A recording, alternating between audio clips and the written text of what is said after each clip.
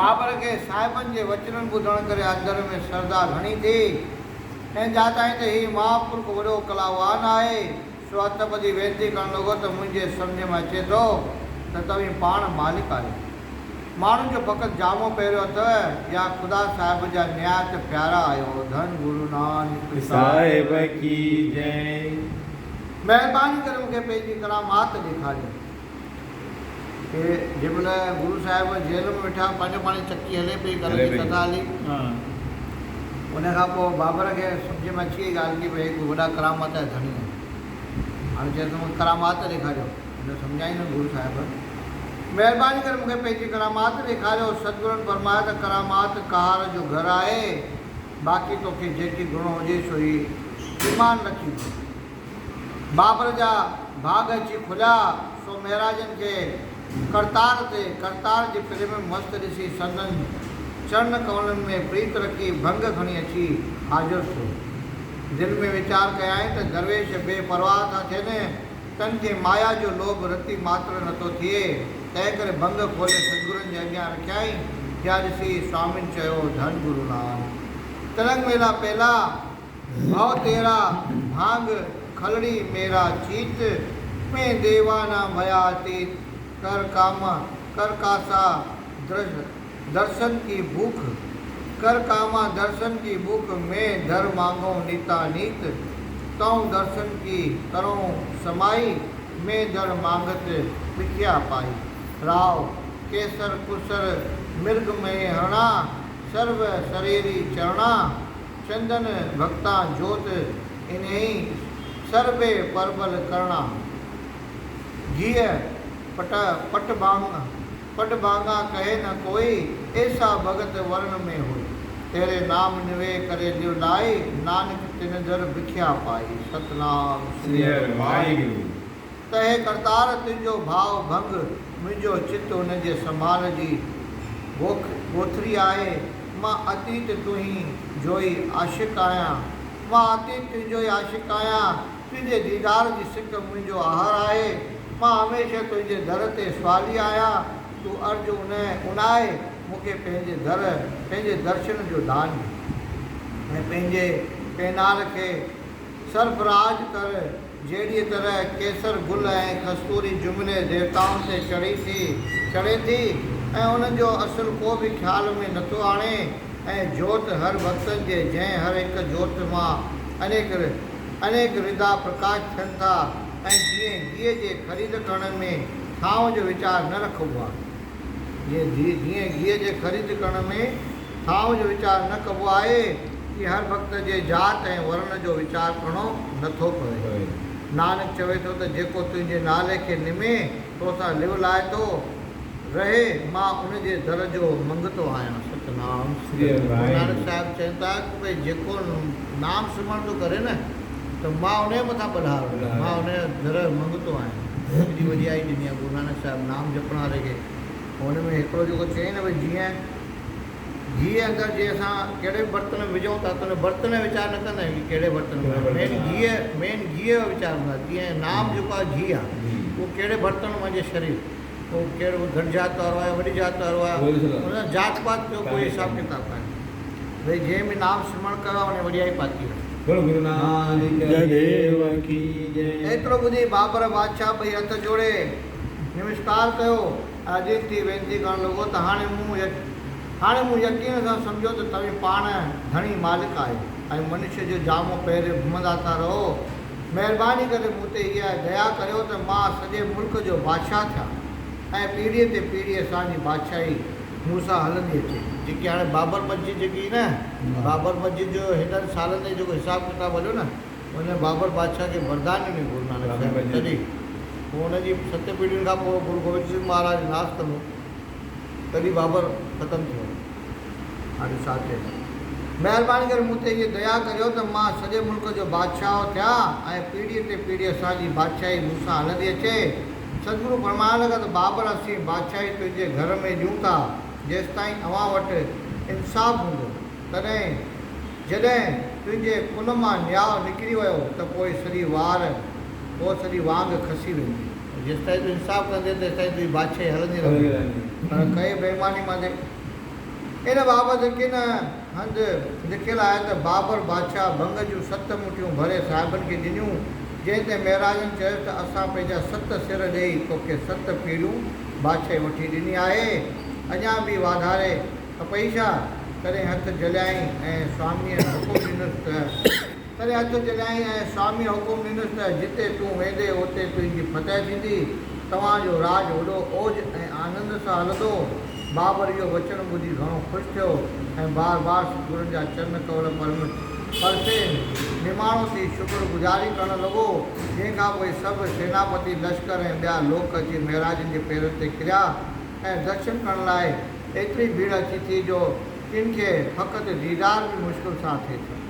ऐं जेकी अॼु ताईं जेकी ॼट जी जेकी ताक़त हली न हेॾी त बाबर खां वठी करे हली, उहो गुरु नानक साहिब जी कृपा सां ॼटनि खे दिमाग़ में इहो हिकदमि इहो गौरी पई थिए अॼु बि की भई असांजो मुल्क आहे, तॾहिं अञा ताईं उहो कंदा रहंदा आहिनि। तॾहिं हाणे जीअं राम मंदिर न पिया ठाहिणु ॾियनि या विच में हेॾा जेके 1999 में जेको दंगा थिया बेकसूर गोधरा में, इहे असां वटि बाहि लॻी बुरहानपुर में अञा ताईं दुकानूं ई पिया आहिनि, सड़ी आहिनि। उन सॼी प्लानिंग सां कमु हुननि जे दिमाग़ में भरियल आहे। उहो वॾियाई कंहिं बख़्शी गुरु नानक साहिब खसंदो बि उहो ई 10हीं पातशाही जंहिंमहिल इंडिया खसे वठंदो। हाणे वरी मोदीअ बि तेज़ आहे, तप तेज़ आहे त ॼटनि जो तेज़ केॾा बेकसूर हिंदू वीचारा मारी करे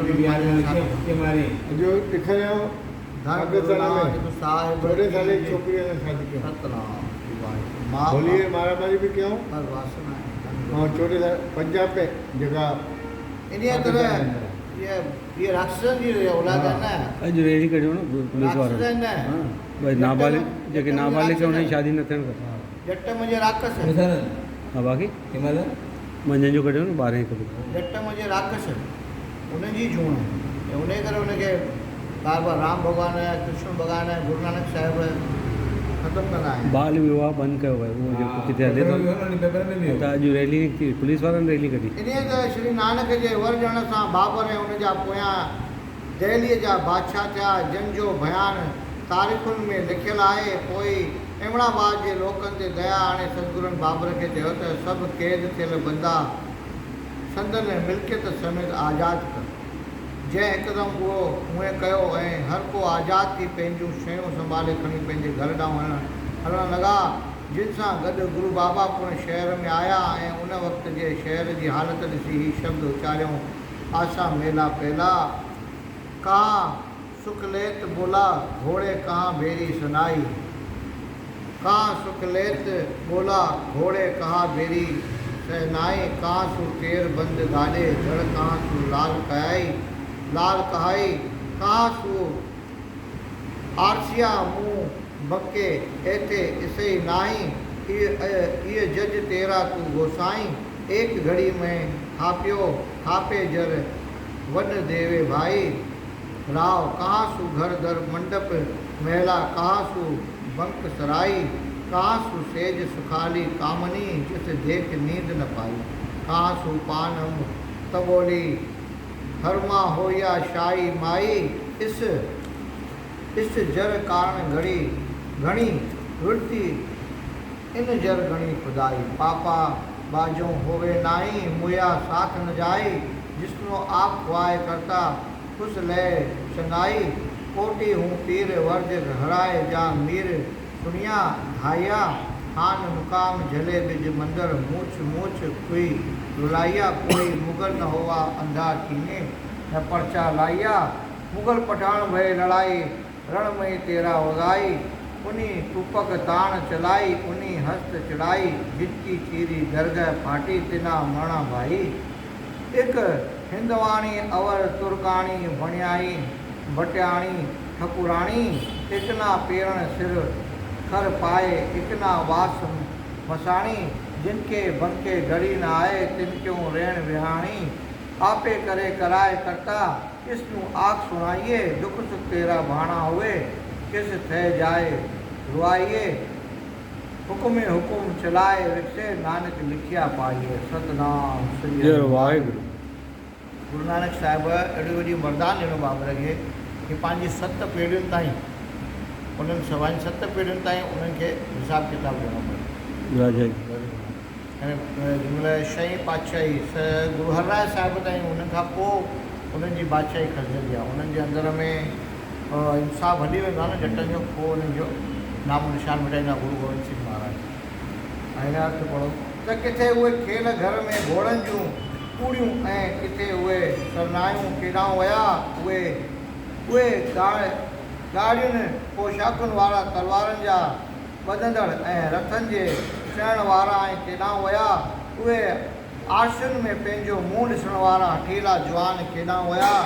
मेलात माणियूं किथे उहे सेज पलंग ऐं उन ते लेटण वारियूं मोइंदड़ जिन खे ॾिसी निंड फिटी थी पए, किथे उहे पान सोपारियुनि जा विकणंदड़ ऐं किथे उहे देरा ऐं बीबियूं हिन माया लाइ घणा ख़्वार ऐं ख़राब थिया आहिनि, जा पापनि खां सवाइ कठी कान थिए। ऐं जंहिंखे करतार नाज़ करण ते अचे त उनखां चङाई खसे वठे, ऐं पोइ क्रोड़े पीर खणी हथ ॾियनिसि त बि बची न सघे। सतनाम साईं जंहिंमहिल वठण ते पवंदा त कोई बि उनखे छॾाए न सघंदो, केतिरा पीर त अचे त उनखां चङाई खसे वठे, ऐं पोइ क्रोड़े पीर खणी हथ ॾियनिसि त बि तॾहिं बची न सघे। ऐं जीअं बाबर बादशाह कहा करे आस्थान मकान ऐं गऊशालाऊं साड़ाए ऐं वॾा माराए ऐं क़ैद करे ॿार गबोर दर बदर कया, तीअं हू बिना देर खसे वठे थो।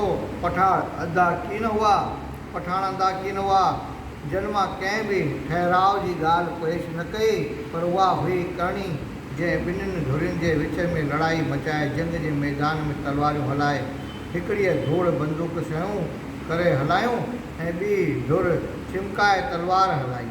वाह वाह, न हो घटि हुया न हो घटि हुया, पर मुगलनि जे मथां छो हावी थिया। जो गुरु नानक साहिब वचन निकितो, गुरु साहिबनि जो करतार घटायो ॿिन्हिनि की न, पर जंहिंजो कारज दरगाह खां फाटल हो तंहिंखे ज़रूरु मणो। सतनाम जिते दरगाह जे साईं दरगाह में जेको भई धिकार थी वियो जंहिंखे, त पोइ दुनिया जी खणी केॾी बि ताक़त लॻाए बचण वारो। दरगाह खां फाटल हो तंहिंखे ज़रूरु मरणो पियो। उन्हनि में के हिंदुआणियूं, के मुस्लमानियूं, के भटियाणियूं ऐं के ठकुराणियूं, जिन मां के मरी वियूं, के जख़्मी। जंहिंमहिल कुदरत जो कहर पवंदो आहे न, त पोइ भॻवानु ॾिसंदो न आहे हिंदू मुस्लिम थिया, हुन में वीचारो उहे बि हो थी विया, तो कुदरत जो कहर अहिड़ो थियो न।